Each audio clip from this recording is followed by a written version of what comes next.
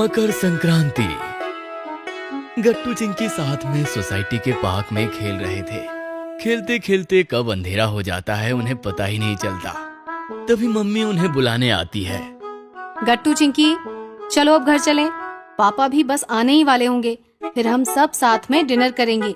हाँ मम्मी चलिए। गट्टू चिंकी घर जाने लगते हैं, लेकिन तभी वो देखते हैं कि एक बड़ा सा ट्रक सोसाइटी में आता है और सेक्रेटरी अंकल आकर उससे सामान निकलवाने लगते हैं। गट्टू चिंकी मम्मी के साथ ट्रक के पास जाते हैं और सेक्रेटरी अंकल से कहते हैं, अंकल ये सब क्या है? अरे बच्चों, भूल गए, कल मकर संक्रांति है और ये सब तो बस उसी की ही तैयारी में मंगवाया है। अरे हाँ, कल तो मकर संक्रांति है, यानी काइट्स उड़ाने का दिन। ये पर अंकल, ये तो कितना बड़ा ट्रक है, इसमें क्या क्या है? चिंकी बेटा, कल सुबह पहले सोसाइटी के टेरेस पर डेकोरेशन होगी, इसलिए इसमें डेकोरेशन का सामान है और साथ साथ इसमें सब सोसाइटी मेंबर्स के लिए काइट और मांझे हैं। ये सुनकर गट्टू चिंकी खूब एक्साइटेड हो जाते हैं। तभी पापा भी ऑफिस से आ जाते हैं और सबको सोसाइटी में देखकर कहते हैं, अरे आज मेरे बिना सोसाइटी की मीटिंग हो रही है क्या? नहीं नहीं पापा, हम तो बस मकर संक्रांति का सामान देखने आए थे। अरे हाँ, कल तो काइट्स उड़ाने और काटने में बड़ा मजा आएगा। सही कहा। वैसे बच्चों, क्या तुम जानते हो, अपने कॉलेज के दिनों में लोग मुझे काइट्स मास्टर कहते थे। मैं लोगों की काइट्स काटने में और अपनी काइट सबसे ऊपर ले जाने में मास्टर हूँ, इसलिए आप सब अपनी काइट जरा संभल के उड़ाना। अरे सेक्रेटरी साहब, शायद आप जानते नहीं, पर पूरे मुंबई में मुझसे बेहतर पतंग कोई नहीं काट सकता और मुझे तो लगता है कि सबसे पहले आपकी ही पतंग कटेगी। पापा की ये बात सेक्रेटरी अंकल को कुछ खास पसंद नहीं आती और इसीलिए दोनों में बहस होने लगती है कि कौन किसकी पतंग पहले काटेगा। तभी गट्टू को एक आइडिया आता है। पापा अंकल, आप दोनों लड़िए मत, मेरे पास एक बढ़िया आइडिया है।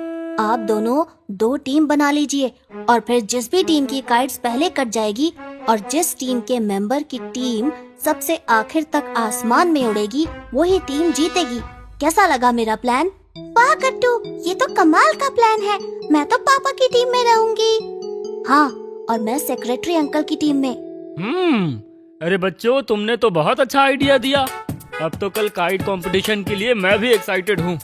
ये कहकर अंकल फिर से सोसाइटी के काम में लग जाते हैं और गट्टू चिंकी मम्मी पापा के साथ घर आ जाते हैं। अगले दिन मकर संक्रांति थी और गट्टू चिंकी सुबह सुबह ही टेरेस के डेकोरेशन में लग गए थे। थोड़ी ही देर में सोसाइटी के सभी लोग टेरेस पर आ जाते हैं। गट्टू, तैयार हो? याद है ना, हमें सबकी पतंग काटनी है और जीतना भी है। हाँ हाँ अंकल, और मैंने तो जीतने के लिए बढ़िया स्ट्रेटेजी भी बना ली है। क्या स्ट्रेटेजी? वाह गट्टू, तुम तो बहुत स्मार्ट हो। वैसे ये स्ट्रेटेजी है क्या? अंकल, स्ट्रेटेजी ये है कि सबसे पहले आप पतंग उड़ाना और पापा की पतंग को घेर कर उसे काट देना। इससे पापा सबसे पहले गेम से आउट हो जाएंगे।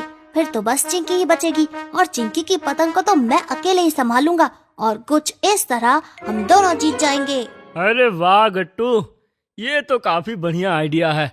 ठीक है, फिर चलो शुरू करते हैं और सबको हरा देते हैं। उधर पापा और चिंकी ने भी पूरी प्लानिंग कर ली थी। चिंकी गट्टू की पतंग काटने वाली थी और फिर पापा अंकल की। देखते ही देखते दोनों टीम्स के बीच में काइट कंपटीशन शुरू हो जाता है। सबकी पतंग हवा में उड़ने लगती है। मकर संक्रांति के त्योहार की वजह से आसमान कई रंग बिरंगी पतंगों से घिरा हुआ था। वाह, ये कितना मजेदार है।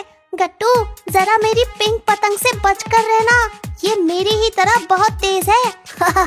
चिंकी, तुम भी मेरी येलो पतंग जो कि टाइगर जैसी तेज है, उससे बचकर रहना। आज देख ही लेते हैं कि कौन अपने कॉलेज के टाइम में असली काइट चैंपियन था। हाँ हाँ जरूर, देख ही लेते हैं। सबसे पहले अंकल अपनी काइट ऊपर ले जाते हैं और उसे पापा की काइट के अराउंड घुमाकर उसे काट देते हैं, लेकिन पीछे से चिंकी अंकल की काइट काट देती है। इसी तरह से दोनों ही टीम के एक एक मेंबर की काइट कट जाती है। चिंकी, अब तो सिर्फ हम दोनों ही बचे हैं, जरा बचकर रहना। बचने की जरूरत तो तुम्हारी काइट को है गट्टू। गट्टू चिंकी एक साथ अपनी अपनी काइट को एक दूसरे की काइट के आसपास घुमाने लगते हैं और ऐसा करने से उन दोनों की ही काइट एक साथ कट जाती है। ये देखकर तो सोसाइटी के बाकी सब लोग हंसने लगते हैं। ओ नो, ये क्या हो गया? चिंकी के साथ साथ मेरी काइट भी कट गई। गट्टू, ये सब तुम्हारी गलती है। मगर अब हम दोनों की टीम में से जीता कौन? बच्चों, लगता है आज दोनों टीम्स के बीच टाई हो गया। सही कहा सेक्रेटरी अंकल ने। हम में से किसी की भी काइट आखिरी तक आसमान में नहीं उड़ रही। इसका मतलब तो यही है कि हम सब एक साथ हार गए। लेकिन तभी उन सब की नजर एक ब्लू काइट पर पड़ती है जो अभी भी आसमान में उड़ रही थी। अरे, पर वो किसकी पतंग है जो अभी भी आसमान में उड़ रही है? तभी वो सब पीछे मुड़कर देखते हैं और हैरान रह जाते हैं। असल में मम्मी वो पतंग उड़ा रही थी और अभी तक उनकी पतंग को कोई काट नहीं पाया था। बच्चों, ये पतंग मेरी है और लगता है आज की विनर मैं हूँ। देखो मेरी पतंग कैसे हवा में सबसे ऊपर उड़ रही है। सही कहा मम्मी, आप ही विनर है हमारी तो। लेकिन ऐसा हुआ कैसे? मम्मी की पतंग हमारी नजरों से बच कैसे गई? क्योंकि गट्टू चिंकी, तुम्हारी मम्मी किसी और की काइट काटने के लिए पतंग नहीं उड़ा रही थी, बल्कि एंजॉय करने के लिए पतंग उड़ा रही थी। अंकल की बात सुनकर सभी लोग हंसने लगते हैं और गट्टू चिंकी भी मान जाते हैं कि हमें कोई भी गेम सामने वाले को हराने के लिए नहीं, बल्कि एंजॉय करने के लिए और खुद जीतने के लिए खेलना चाहिए। तभी मम्मी सबसे कहती है, अच्छा बच्चों, चलो अब चलकर सब लोग तिल के लड्डू खा लो। मैंने खास आप सब के लिए बनाए हैं आज मकर संक्रांति के शुभ अवसर पर। ये तिल के लड्डू। मानना पड़ेगा, मकर संक्रांति की सबसे खास चीज तो तिल के लड्डू ही होते हैं। सिर्फ तिल के लड्डू ही नहीं, आज मैंने सोसाइटी के सब मेंबर्स के लिए मकर संक्रांति की खास खिचड़ी का लंच रखवाया है। चलिए सब चलकर स्वादिष्ट दही खिचड़ी और पापड़ के मजे उठाते हैं। मुझे तो खिचड़ी के साथ पापड़ खाना बहुत पसंद है। हाँ, मुझे भी। फिर सभी लोग मिलकर दही खिचड़ी, पापड़ और मम्मी के बनाए हुए तिल के लड्डू खाते हैं और फिर खूब पतंग उड़ाते हैं।